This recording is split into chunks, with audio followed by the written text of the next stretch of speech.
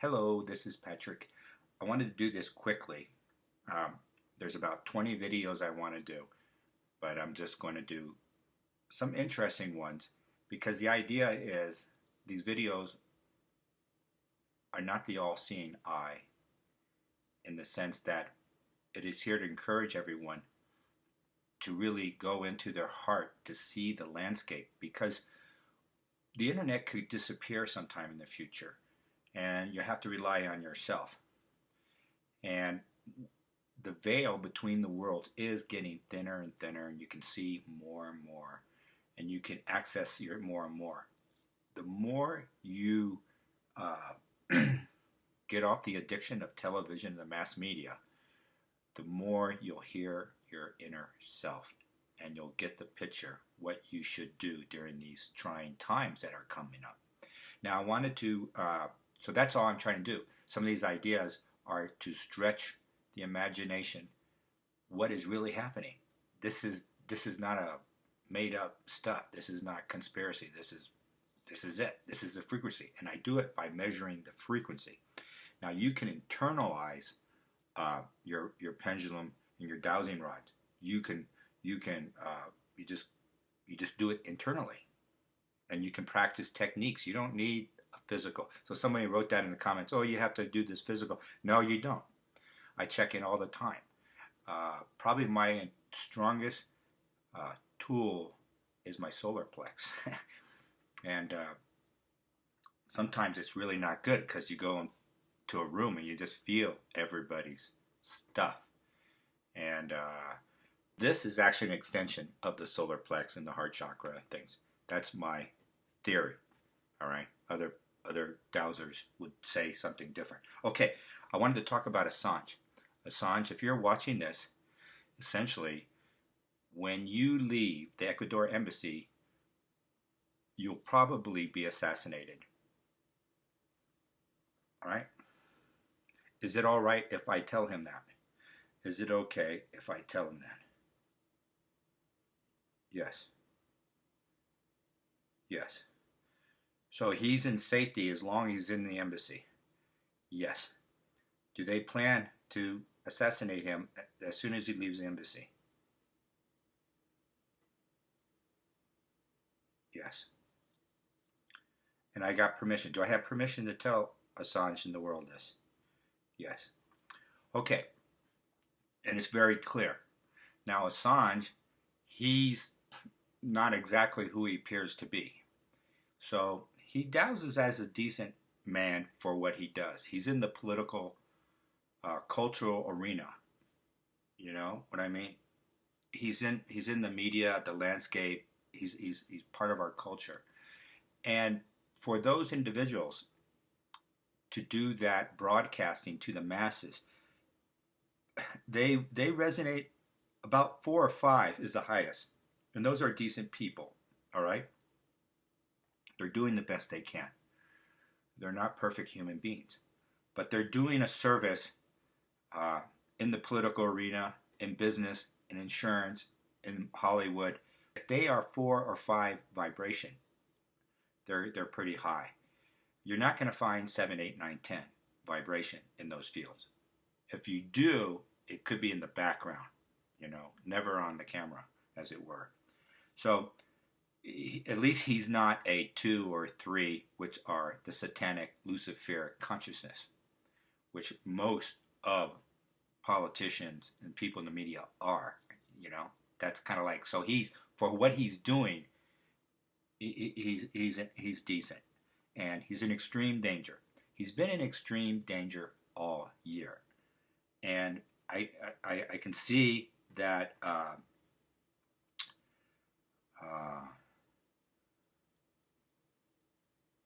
he'll stay safe if he stays in the embassy. I don't know how he's going to get out of it. He needs to find a way to escape the embassy almost in secret, like a janitor or something. And he switches place with the janitor. And then the next morning the janitor comes out and all the eyes on the embassy. So, and I think the danger is, I did this a year ago. The danger is not necessarily from the Americans so much, but from the British special forces and intelligence agencies. They see this as a stain on them. All right, that's all I wanted to say. I hope he probably knows this already. He probably knows this. He needs a way to figure to get out, and I'm not sure where a safe haven is, other than because they might follow him. So the some government, like I don't know if Australia or New Zealand's a good place for him. He's from New Zealand, or some other governments like maybe Switzerland. You know, unfortunately, he's going to always be in danger until power is brought to bear on these forces that want to eliminate him. You know, the eyes have to be shown on them somehow and exposed. They have to be exposed. And anyway, I'm going to douse it one more time, and I'm going to ask, do I have permission to put this video up? Because it's borderline permissible, but it's not about me. Should I put this up? Can you give me a rating of this? Yeah, I said put this up. Okay. God bless you all. I wish you luck, and be safe. Thank you.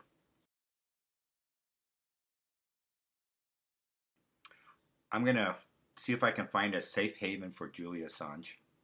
And I'm going to go through some countries, and we're going to rate them for him. He's going to need some protection from the government. That's obvious. And he's going to have to be incognito maybe too, you know. If he steps out of the Ecuadorian embassy, he goes to extreme danger. He's somewhat safe now, but he'll go to extreme danger. So, ready? Go. Let's say, can he stay in the United Kingdom? No. Ireland. Ireland, he could be safe. Safe-ish. That's a 7. Ooh, Ireland. 7 or 8. That's interesting. Sweden. Sweden is somewhat safe. 6. Who else? Norway. Norway has money. Nope. He's in extreme danger in Norway. That's interesting. Denmark. Nope. Dangerous in Denmark. Germany. Nope. It's dangerous in Germany. Italy. Nope. Oh, it's very dangerous in Italy. Wow. -9. It's almost guaranteed to get killed in Italy. Spain.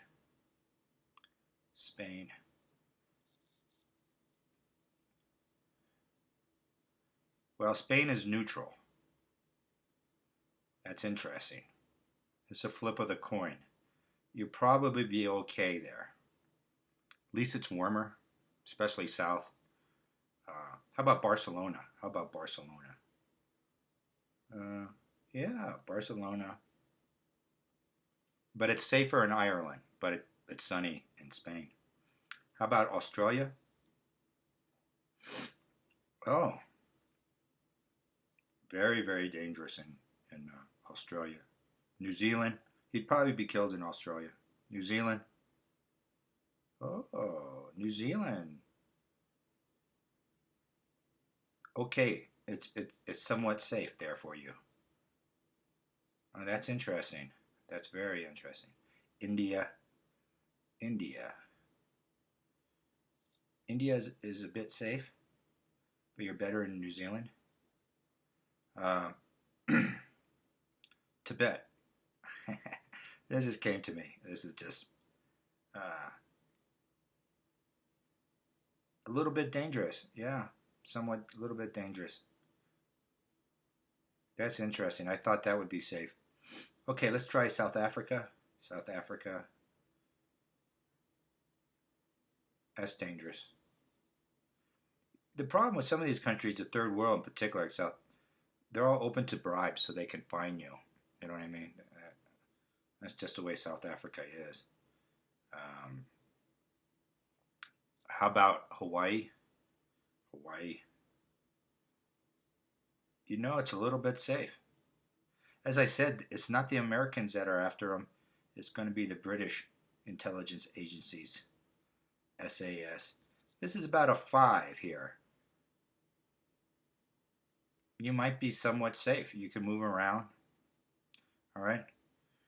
You know, you're going to have to do a Rushdie type thing where you just don't announce when you're going to parties and book reviews. And, you know, everything has to be stealth and secret, your movement. So not to let these services, and they'll try to bug you. You just have to, you know how to do all this stuff.